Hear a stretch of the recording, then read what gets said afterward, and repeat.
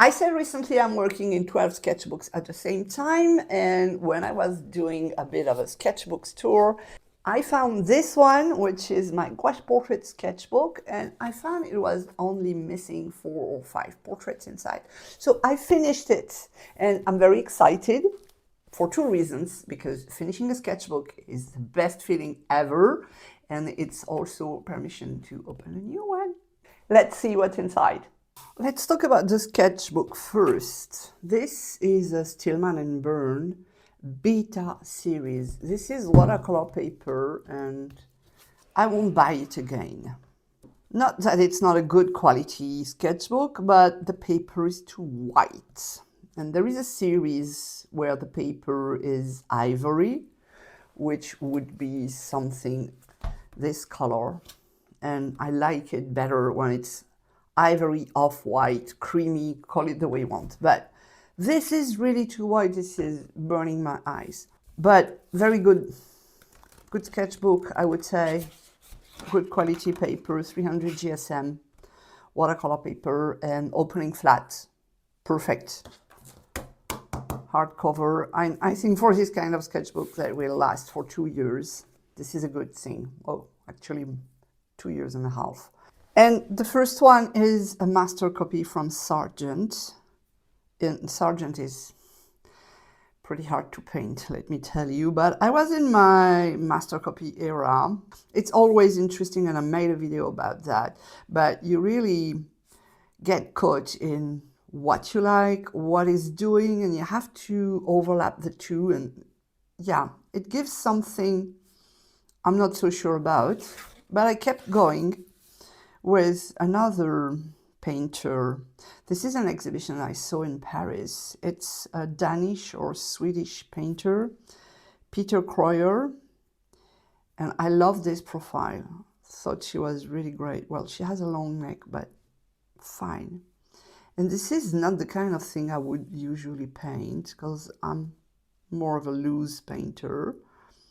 But this is interesting to see the blue highlights, the sky reflecting on the skin, the very pale and soft skin tones.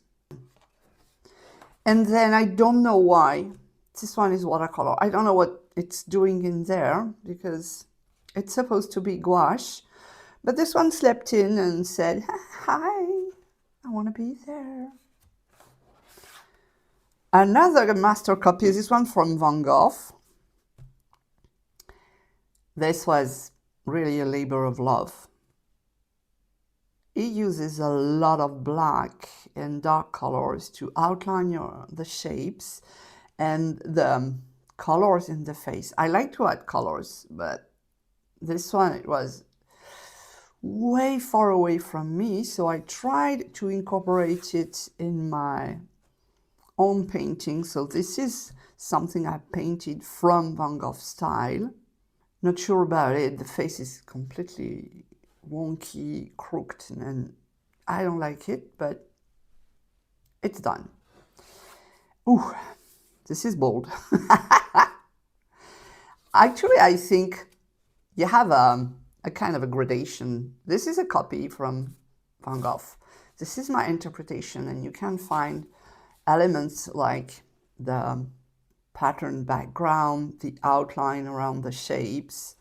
And this is something you can find here with the patterns in the background. And I've been very, very bold, both in size, colors.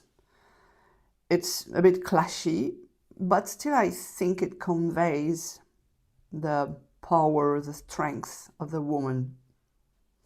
But still I think it's competing. You don't know where to look.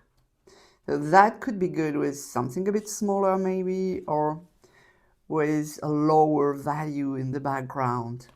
So still using this outline thing, but changing the background for a neon color.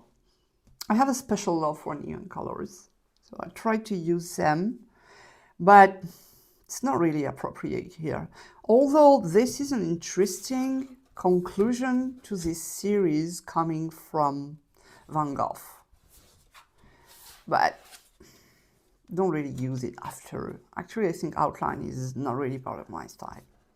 So back to another master copy. This one is from Vermeer. And I didn't want to tackle with a very famous Vermeer because, you know. And this one is interesting in the skin tones, both in the shadow and in the light. Not so fond of it, but done. Well, this one is not finished. I couldn't fix the drawing. The drawing is not accurate. I don't like it, so I never finished it. And I will never.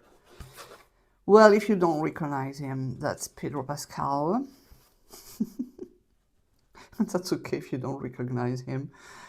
It's not really looking like him, but I had fun painting it. These are my grandparents on a cruise, and he looks so short. Well, this is a photo that is very famous in the family. Everyone recognized it in the family. Not because my drawing is good, but because the photo is famous. This is from the movie Dune. I loved her writing on her face and the contrast between the cool blue eyes and all the earthy, warm tones around. I wanted to work on that, and I also wanted to work on the textures. And overall, I'm pretty satisfied with this one. It's really a study more than a finished painting, but she's emerging from the background. This is the effect I wanted to have. This one is a lesson for Paint Your Heart and Soul 2025, which is currently available, and I add a link to it if you want in the description below. You have 50 lessons in a year, and I have 2 lessons. This is one of them. It's a bit wonky, but I like that. And I wanted an analogic color palette. You have the blue in the middle, and then you go to the purple on one side and to the lighter blue on the other one. And even a bit of red. I like this finished painting. I don't like the paint I use. This was a Mugello Mission. I've made a video about this when I'm tasting it. And some paints are more matte than others. It was very obvious just after painting. Yeah, I have some shine here on the purple. So I don't like the fact that all paints don't dry in the same finish. But besides that, it was nice to paint. I love his glaze. So she is famous in France. There was a trial last year. She is Gisèle Pellicot. She's kind of a heroine. And I like this portrait because for once I really nailed the likeness. And I also did well with letting the background shine through the paint. Because I painted that with a strong color, really. This green is, ooh. But in the end, I think it adds a bit of vibration to the portraits. This is another master copy from Maurice Denis. The outline is back again, but with a softer color. And I like the vibrancy of the pastel colors. And I think I'm okay with the blue, the green, the orange, the pink. I like to have a lot of different colors in my skin tones. So this one was really a feast for my eyes. Another master copy with Van Gogh. This is a painting I saw in London, and I loved the yellows. We are coming from very acid yellow to very warm yellow. And yes, I'm happy with this one. Here is the outline again. Really, there is something with the outline in this sketchbook. Just a random portrait. I thought she was a bit dreamy, so I added stars and texture in the background. It's okay. It's my style. Lots of colors in the face.